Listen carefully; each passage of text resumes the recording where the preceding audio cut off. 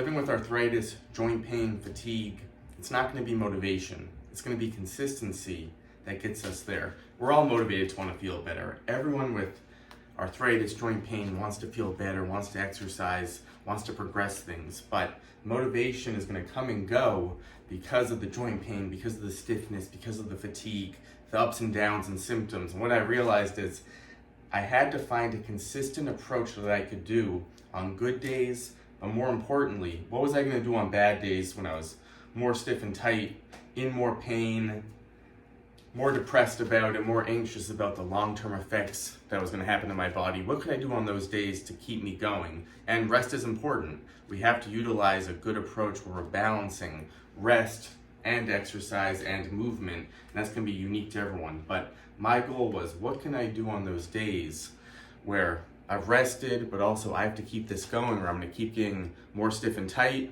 The joint pain's going to be there. How do I stay active? How do I keep the mobility, the strength? And what I came up with was shorter routines on those days, modified stretches, and realizing just a couple things are beneficial.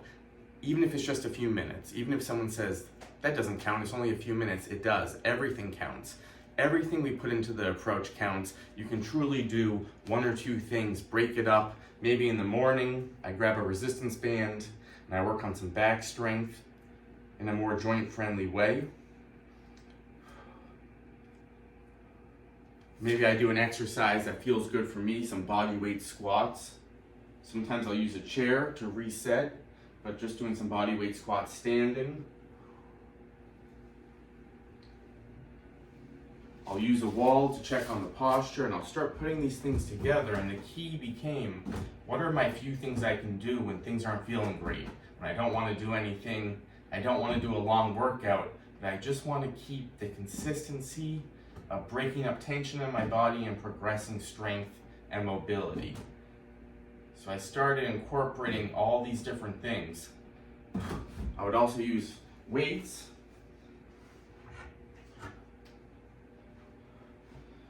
And I would really put this all together. So it was resistance bands, weights, body weight exercises.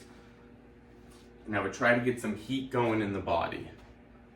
I'm moving from one thing to the next, just thinking about a couple minutes, see how the body feels. Some forward and backwards walking for the posture. Core tight, shoulders back.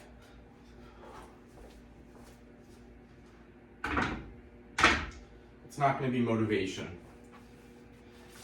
There's going to be some days you don't want to do anything, and on those days you have to figure out over time, how can I keep a consistent approach? Doesn't mean a long workout, a short workout like this, a couple things. How can I find my consistent approach to keep going with this? And every day we chip away at it. And you find the balance over time between resting and putting some different workouts together, so over time you can see the benefit. You can start progressing things. And once you see that benefit on the body starts feeling better.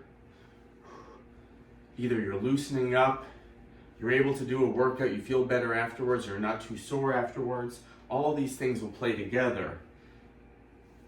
And that's what will give us motivation over time. Seeing the benefits consistently, that's the motivation, and that's what we can stick to, how we can put together an approach for us. So don't underestimate the small things in fitness.